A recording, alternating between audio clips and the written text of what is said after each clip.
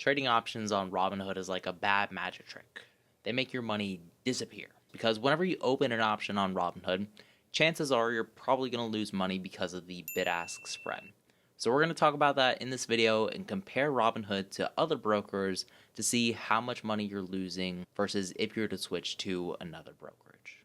To start this video off, I want to explain the bid-ask spread. This is the difference between what people are willing to pay for an option and what people are willing to sell that same option for.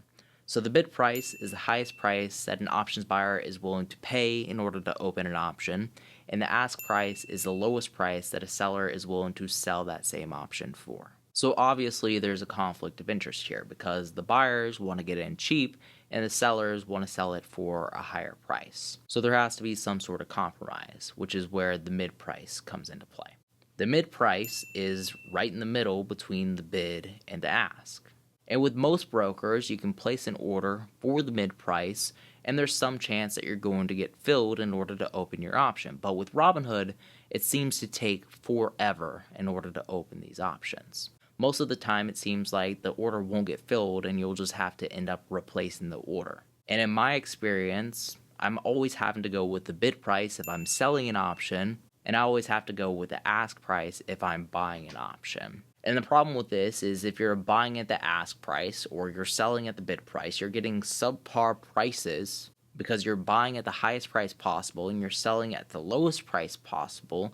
So whenever you open these options and they go back to the mid price or the last price that the option was traded at, you're automatically going to be at a loss. This might be a little bit easier to explain with a real example though.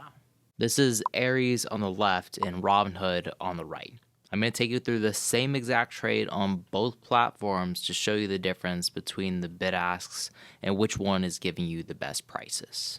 I'm going to be trading SPY, which is one of the most popular stocks on the market because it's the S&P 500 index, so there should be plenty of volume for these options, meaning that the bid-ask spread is going to be smaller because there's more buyers and more sellers. I'm going to set my expiration date to September 23rd. I'm going to be using a put debit spread, and my assumption is that SPY will probably be below the $392 strike price on my expiration date. And the bid-ask spread right now for Robinhood is 39 cents and 46 cents. So the most that buyers are willing to pay for this option right now is 39 cents, and the least that sellers are willing to sell their option for is 46 cents. But if we look at Aries, the bid-ask spread is 42 cents for the bid versus 44 cents for the ask.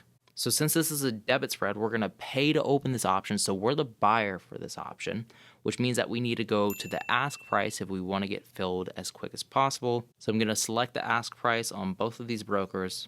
I'm going to review my order and submit the both of them. And if we look at my order confirmations, I was filled at 43 cents to open it on Aries, and I was filled to open this order at 47 cents using Robinhood. So this means that I overpaid for the options that I bought on Robinhood, which is going to decrease my max profit by $4 and increase my max loss by that same $4. And if we look at my PL on Robinhood, it automatically shows that I'm down by $4 because the mid price for Robinhood was 43 cents and I ended up buying the option at the ask price at 47 cents. Whereas on Aries, because the bid-ask spread was a lot smaller, I was able to pick up this option for $4 cheaper, or about 10%, which is a huge difference. And if I wanted to close this order right away, then this problem is going to get even worse because I'm selling these options back to the market, which means that I'm going to have to close it at the bid price, which right now for Robinhood is 40 cents. I just lost $5 on this option because Robinhood filled me at $42, whereas Aries was able to fill me at $43. So I was able to get in and out at the same price on Aries versus losing $5 using Robinhood. And this was just with one single spread option. I usually open at least 10 at a time, so if I were to open my typical trade, I would have lost $50 on this option instead of the $5 that I lost. And if I'm taking on hundreds or even thousands of trades every single year, you can see how that might start to eat into my profits. And even though I know I'm probably losing around $12,000 a year, I'm still using Robinhood. And the reason is because it's just so easy to use.